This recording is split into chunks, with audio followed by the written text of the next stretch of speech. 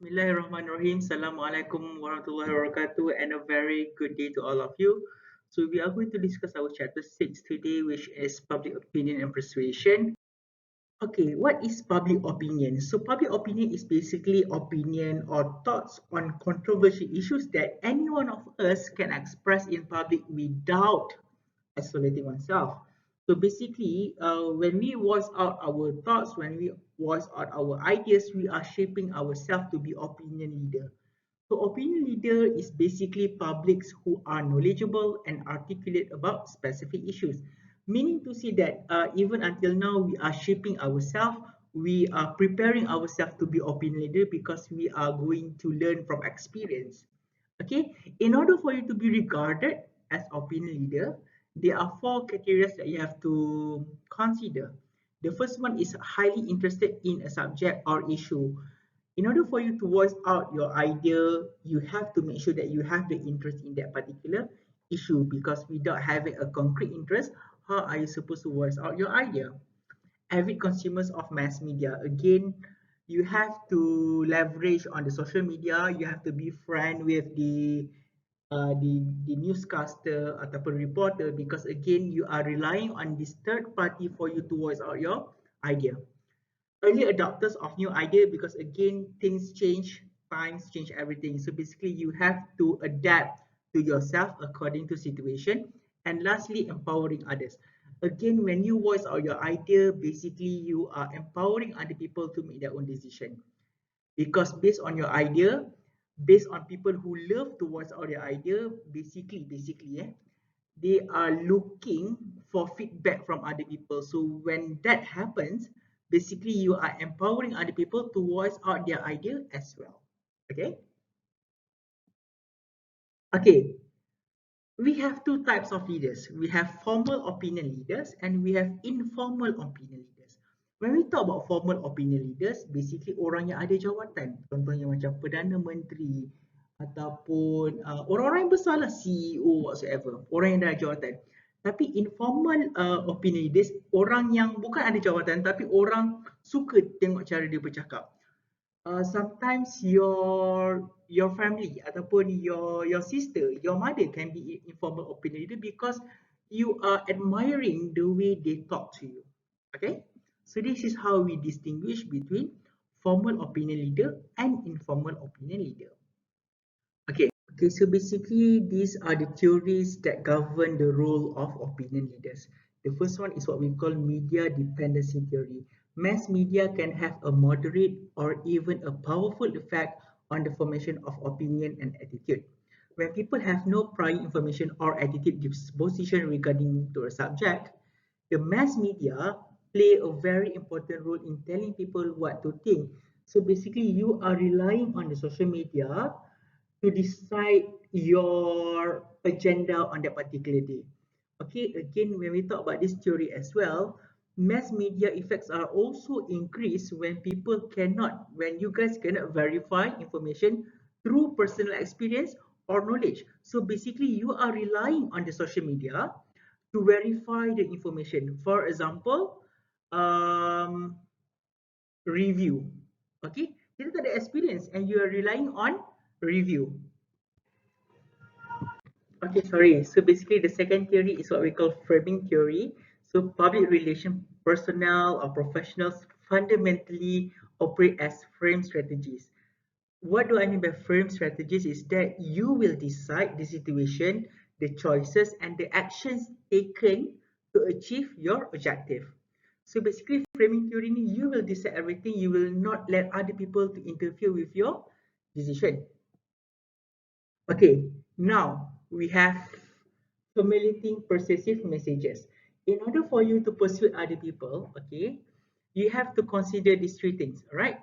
The first one, offer structured choice, seek partial commitment, and ask for more, settle for less. So offer structured choice is where you are, in order for you to persuade other people, kita bagi pilihan ke orang, kita bagi A atau B. So nak tak nak, diorang akan terpaksa buat pilihan based on what you have given to them. Then kita ada seek partial commitment. Get some commitment for some action on the part of the receiver. This leave the door open for commitment to other part of the proposal to a later date. Okay, whatever that we are doing now is actually seek partial commitment. I need you guys to explain to me on this. All right. Ask for more, settle for less. You have, okay, ask for more meaning to say that you are preparing a proposal and you guys are done with it. Okay, you submit to the top management, and of course, you guys are persuading the top management to go through your proposal. But again, settle for less meaning to say that, of course, in any proposal there will be some rejections. All right.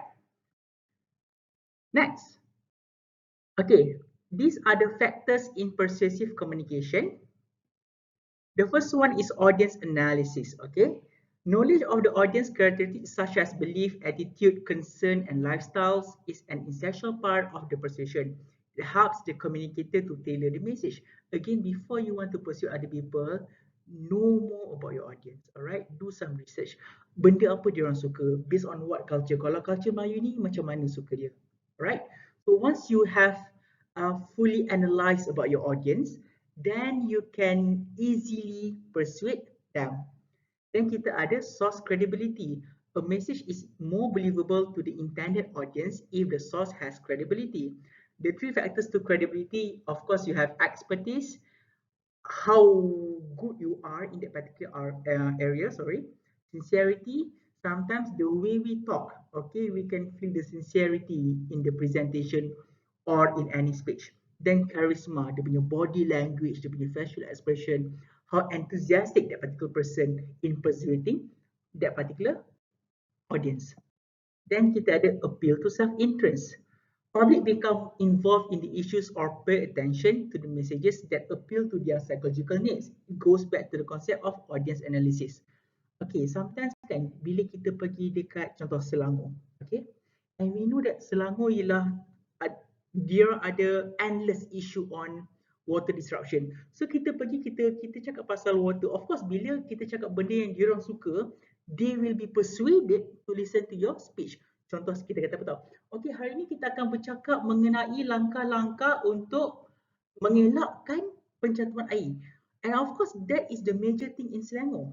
Alright? So when you tell or when you deliver something that is based on their interest, they will listen to you. Okay? Then kita ada clarity of the message. Many message fail because of the audience find the message unnecessarily complex in content or language. The most persuasive messages are direct, simply express and contain only one primary idea. Again, this is very important. It goes back to how we deliver our message. Do we have jargon words throughout our speech? Do you use terms that are not familiar by other people? Again, when you speak, no matter how good you are in English, try to use layman terms so that people can understand. Timing and context. A message is more persuasive if environmental factors support the message, of if the message is familiar to the targeted audience. These factors are called timing and context. The message arrived at the right time. For example, Yusof Tayo. Alright, Yusof Tayo. Korang perasan tak, iklan tu hanya datang pada bulan puasa. Alright, so that is what we call, we are persuaded to buy kurma, especially Yusof Tayo, because iklan tu datang tepat pada waktunya, which is during the fasting month of Ramadan. Okay, suggestions for action. A good persuasion is not just about giving ideas. Okay, this is something that I think you guys have to learn. When you give out a speech or whatsoever, please, you are not just conveying the idea. You have to put some rationale on how you come out with the idea and how you go about it. Okay, give suggestion, give ideas to other people how to execute the plan that you have just mentioned. Next, content and structure of the message. Right, a number of techniques can make a message more persuasive. The content and the structure rely heavily on these strategies. So basically we have 1, 2, 3, 4, 5. We have 5 strategies. The first one is what we call drama. Everyone likes a good story. Okay, communicator needs to explain the situation or problem to get the attention from the audience. Again, Dalam drama kan dia ada cerita pasal masalah keluarga or masalah kewangan company. So basically that particular thing in the element of drama that capture the attention of people. Then kita ada statistic. Alright, people are impressed with statistics as it will make your objective more valid and precise. Again, when you want to talk to other people, okay, you have to make sure that you cross-check with some research or statistic, because sometimes by having this statistic or research, it will make your speech become more stronger. Then we have testimonial. Again, you can persuade other people if you put some testimonial alongside with your speech. Because by having testimonial, people tend to buy the idea that, hey, this product is actually good. Okay, then we have endorsement. Unlike testimonial, an endorsement is usually given by celebrities who are paid to say good things about the organization, products and services. Okay, testimonial ni basically, okay, apa yang boleh kata testimonial is about sincerity.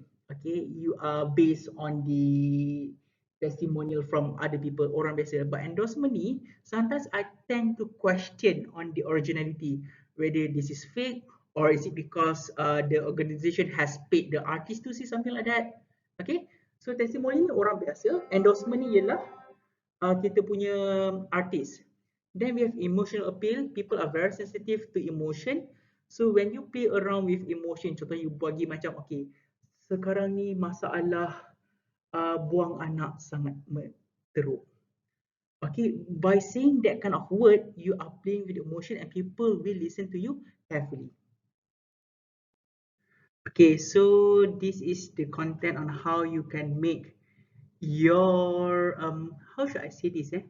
So this could be the strategies you want people to feel persuaded by your speech. All right. And last, next we are going to learn about the principles of persuasion.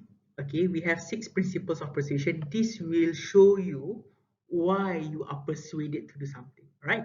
The first one is what we call reciprocation. Simply put, people are obliged to give back to others the form of a behavior, gift or service that they have received first. For example, if let's say your neighbor bagi korang makanan dalam bekas, alright? Dia bagi, okay, inilah makanan untuk awak.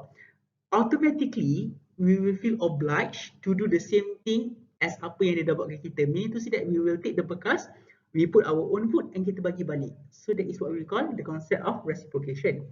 Then we have commitment and consistency, alright?